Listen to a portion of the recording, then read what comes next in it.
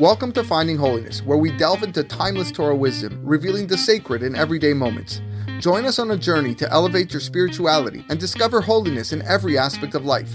I'm your host, Rabbi David Kadosh, and together, let's embark on a path of spiritual exploration. I hope you enjoy this next episode.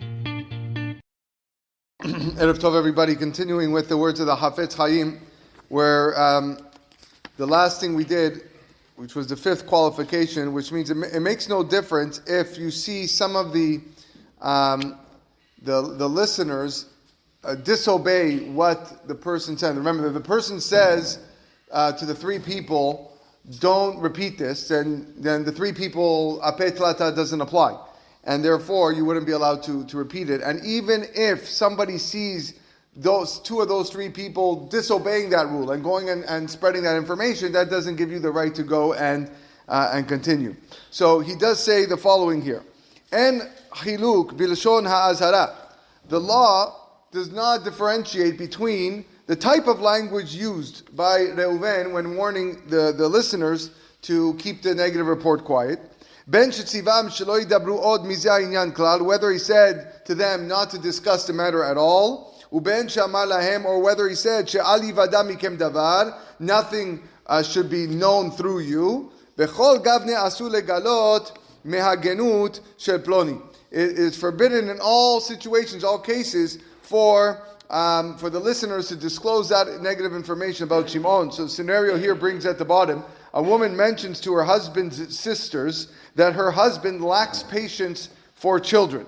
Realizing that the comment was negative, she quickly mentions his other good qualities and states that he would feel bad to know she complained. Although the woman has not specifically asked to keep her words confidential, the sisters must infer that this is her intention, even though she spoke in front of three people. Okay, so that is a situation regarding to that. Afilu le'acher b'chol sheken lemi shne'emar alav. The listener certainly cannot disclose a report to the party of who the report was said, and they cannot do it to somebody else.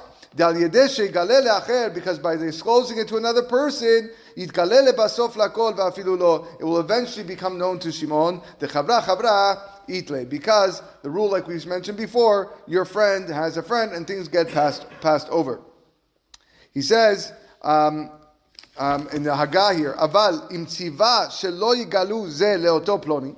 But if Reuven cautioned the three people not to disclose this matter to that person, Shimon, okay, but did not specifically mention anyone else, he just said, make sure you don't tell Shimon, and didn't mention anyone else. If Shad, it's possible, it's possible that the Levi, who's a listener, can disclose the information casually to a different person other than Shimon. Even though the Lashon Hara and Rechilut actually applies,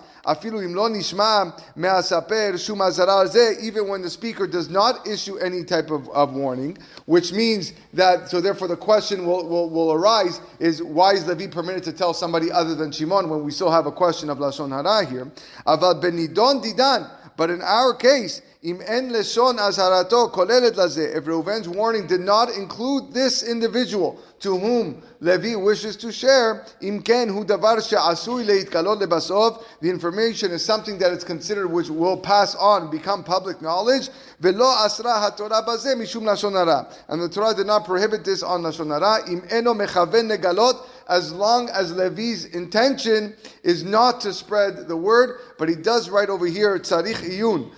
This requires further study, and the reason is, the note here says at the bottom, halakha requires further analysis because we are unsure how to interpret Reuven's warning not to tell Shimon. What does that mean? Don't tell Shimon. On one hand, Reuven might only mean that if Shimon is told about the matter directly, but not if he hears it indirectly from other people. On the other hand, Reuven might not want the matter to be repeated to anyone, lest Shimon eventually hear it indirectly, the negative information about him. And that's why he says, tzarich iyun. He concludes halakha by saying, od nireh pashut, the dafka im hashom'im hayu shlosha. It's obvious that the apet telata license applies only if there were three actual listeners in the audience. This excludes a case where two speakers repeated a negative report in front of two listeners. The license of Hafeh Telata is not applicable in this case whatsoever. Are we doing on time? Okay. So I think we're going to stop here, and then we'll continue tomorrow. We'll do some Tehillim now, Be'ezrat Hashem.